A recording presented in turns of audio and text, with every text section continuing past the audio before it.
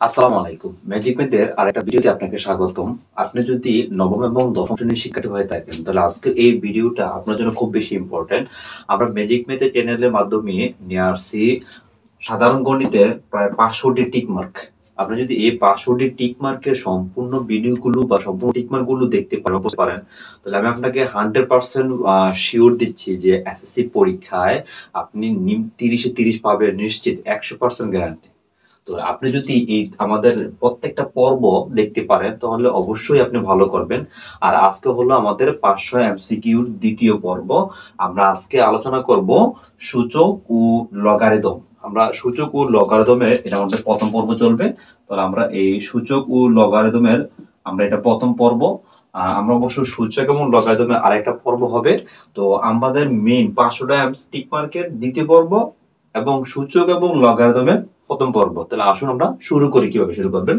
তাহলে এখানে বলছে 1 নাম্বার টিক মার্কে বলছে কোন শর্তে a⁻0 মান 1 হয়, মানে কখন এর পাওয়ারে 0 অথবা কখন কোন সংখ্যার পাওয়ারে 0 যদি হয়, এর 2 এর পাওয়ারে 0 এটা মান 1, এটা কখন হয়? যখন এর মানটা 0 সমান হয়, যখন a হলো বড় 0 যখন এর মানটা 0 থেকে বড় হয় তখন, না এর মানটা 0 থেকে ছোট হয় তখন, না এর মানটা 0 সমান নয় তখন। আপনি অবশ্যই মনে রাখবেন যে a⁻0 মান সমান সমান 1 হয় তখন যখন a not equal 0, তার মানে এর মানটা 0 নয়, মানে 0 থেকে বড় 1। ডেফিনেটলি এখানে এর মানটা 0 বলা যাবে না, কারণ এর মানটা 0 না, 0 হলে এখানে 0 হইতো, এটা বাদ।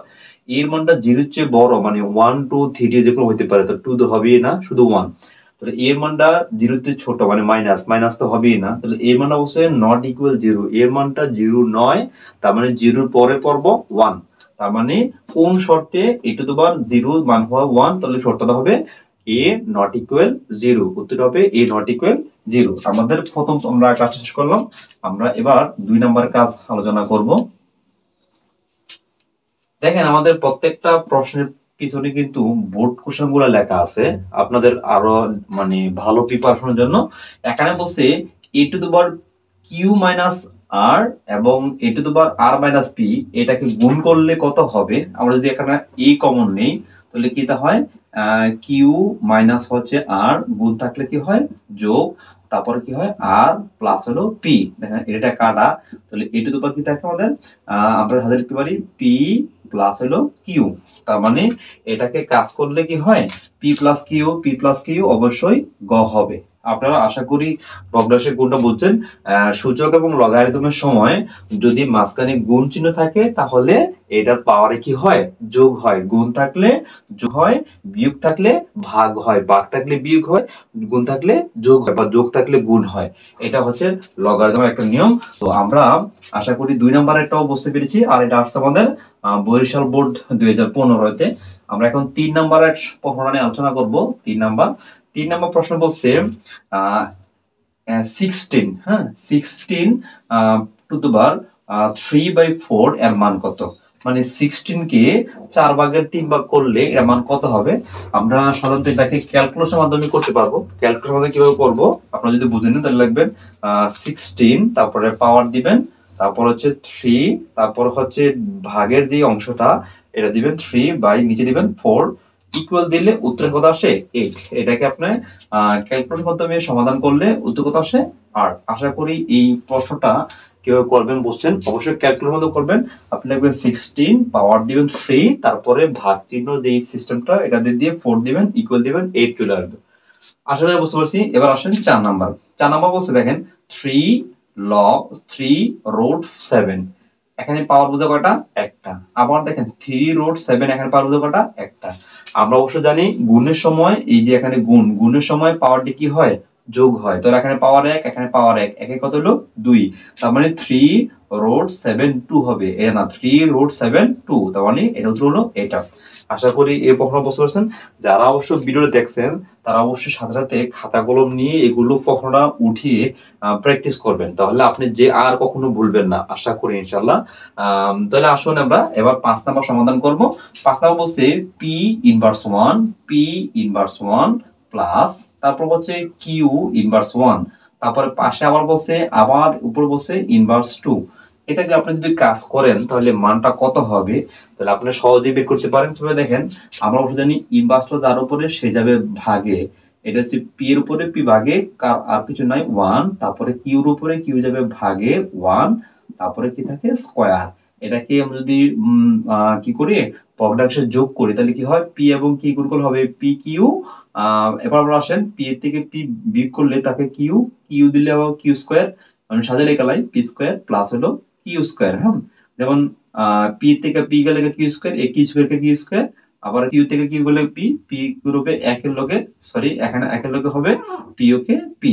আর আমরা যদি ভাগ করে দেই, ভাগ করে দিলে এই স্কয়ার গুলা এটাও পায়, এবার আবার এই স্কয়ার গুলো আপনার এখানে ইনভার্স 2, ইনভার্স 2, তো ইনভার্স 2 দিলে দেখেন কি হয়, এটার উপরে আছে ইনভার্স 2, আবার কার উপরে ইনভার্স, এই সবগুলোর উপর ইনভার্স, মানে সবগুলো উল্টে দেব। উল্টে গেলে কি হবে, উল্টে গেলে হবে পি স্কয়ার, আর এই স্কয়ারটা নিচেরটা পায়, তার মানে পি স্কয়ার। আমাদের এখানে কি হবে, এই স্কয়ারটা উল্টে গেলে উল্টে যাবে, তো P by Q, P Q by P plus Q, আর স্কয়ারটা এটা হয় সবগুলো পায়। তার মানে আমরা স্কয়ারটা সবগুলো পাই, কোনটা আছে এই স্কয়ার এটা আছে। আপনারা আশা করি কারা বলছেন, এটা আমরা ভগ্নাংশে যোগ করলাম, যোগ করার পরে উপর সে ইনভার্স, ইনভার্স মানে এই সংখ্যাটা উল্টে যাবে, তাহলে পি কিউ আছে নিচে যাব উপরে, পি প্লাস কিউ আছে উপরে যাব কই নিচে, আর এই পাওয়ারটা সবগুলাকে পাবে পি স্কয়ার কি স্কয়ার পি স্কয়ার আর স্কয়ার, তাহলে আমরা উত্তর হবে কি গহ। আশা করি আপনারা এই পার্টটা মানে যে 5টা প্রশ্ন আছে এই প্রশ্ন বুঝতে পেরেছেন। এবার আমরা আলোচনা করব পরবর্তী প্রশ্ন। তো আশা করি আপনারা যারা এই পর্যন্ত দেখছেন প্রত্যেকে অবশ্যই একটা লাইক করে দিবেন, ভিডিওটা কেমন লাগছে আপনারা কমেন্টে জানাবেন, তাহলে আমরা আবার মানে পরবর্তী ধাপ করতে সুবিধা হবে। এবার বলছে 6 number, a to the power 60 to the power a minus 1 by 40 to the power a minus 1 এর মান কত, মানে এটাকে কাজ করলে মান কত হবে। তাহলে আমি আপনাকে একটা সহজ সিস্টেম দেখাবো। সিস্টেম দেখেন, এই নিচে কি আছে 4 two the power a minus 1, এবার এটার সাথে আরো কত যোগ করলে 6 মানে 16 two the power a minus 1 হবে। তার মানে 4 এর সঙ্গে 4 যোগ করেন তাতে 16, হ্যাঁ, তারপরে প্লাস মাইনাসে মাইনাস এককে 1, তার মানে 4 two the power a minus 1। আমি আপনাকে কি সিস্টেম শিখাইলাম, যে আপনি 4 এর সঙ্গে 4 যোগ করলে আছে 16a, তার মানে এটা a, তারপরে আমাদের কি প্লাস মাইনাসে মাইনাস আর 1 এর 1, তার মানে 4 two the power a plus 1। কিন্তু এখন অপশন দেখেন 4 two the power a plus 1 নাই, 4 টু দি পাওয়ার মাইনাস 1 আছে, কিন্তু এখানে আমরা 4 এর ভাঙা যায়, 4 এর ভাঙলে কি হয় 2 দুগুণে 4 মানে 2a প্লাস 1। এখানে অবশ্য দেখেন 2a প্লাস 1 আছে কিনা, এই যেমন 2 টু দি পাওয়ার 2n, এটা কিন্তু আমাদের অবশ্য এখানে n হবে 2 টু দি পাওয়ার, দেখেন 2 two the power 2n plus 1, 2 two the power 2n plus 1, তার মানে এটা যে কথা এটা কি একই কথা। আশা করি এটা বুঝতে পেরেছেন।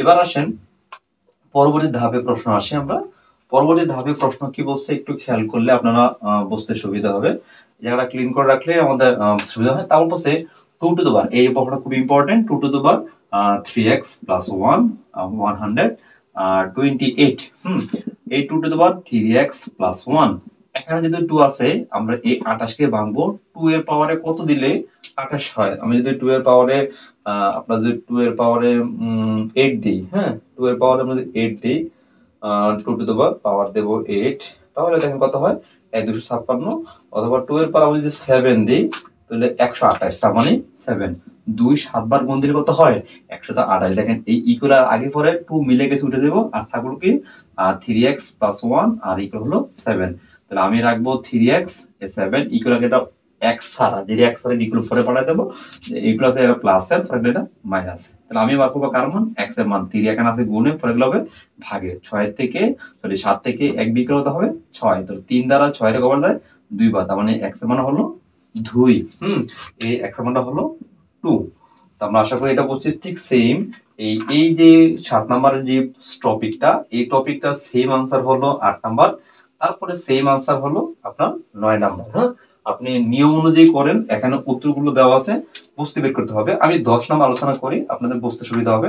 10 নাম্বারটা একটু খেয়াল করেন, যারা ভিডিওটা এখনো দেখছেন অবশ্যই একটা লাইক করে দিবেন। 10 নাম্বারটা দেখেন কি বলছে, 1 বাই x4 ইনভার্স 1 হলো 64। এটা কিভাবে দেওয়া আছে দেখেন, এটা ভাগে আছে, আমি যখন উল্টাবো তখন হবে কি 4 টু দি পাওয়ার x হবে। কিরকম হবে 4 টু দ্য পাওয়ার x? এখানে এটা আছে ভাগে, আমি যদি এখানে ভাগ না দিয়ে গুণ দিই, এটা হচ্ছে ইনভার্স, মানে ভাগে আছে, আমি যদি ভাগ না দিয়ে এটা গুণ দিই তো এটা হবে আমাদের কি 4 টু দ্য পাওয়ার x আর আছে 64। আপনারা এটা কি আমরা কতটুকু বুঝছেন কিনা জানি না। আমরা এটা যদি সিম্পল আকারে বুঝতে চান তাহলে আমাদের এখানে দেখেন উত্তরগুলো কি আছে, 3 4 -3 -4, তাহলে 4 4 16 4 16 64। হ্যাঁ, তাহলে 1 টু দ্য পাওয়ার x মানে 4 লিখে আমি যদি পাওয়ারে 3 দেই তাহলে 4 3 বার 4 4 16 4 16 64। দেখেন x এই মানে এই ইনভার্সটার নিচে ভাগে আছে, ভাগ আছে ইনভার্স, তখন আমি ইনভার্সটাকে ভাগ থেকে গুণে পাঠাবো তখন ইনভার্সটা উড়ে যাবে, তার মানে এখানে হবে 4 to the power x equal 64। আর 64 কে আমি 4 কিউব লিখতে পারি, তাহলে 4 উড়ে যাবে আর কি রইলো x ইকুয়াল 3। তাহলে x ইকুয়াল আমাদের হবে উত্তর 3, তার মানে হবে ক নাম্বার। আশা করি আপনারা এই টপিকগুলো বুঝতেছেন।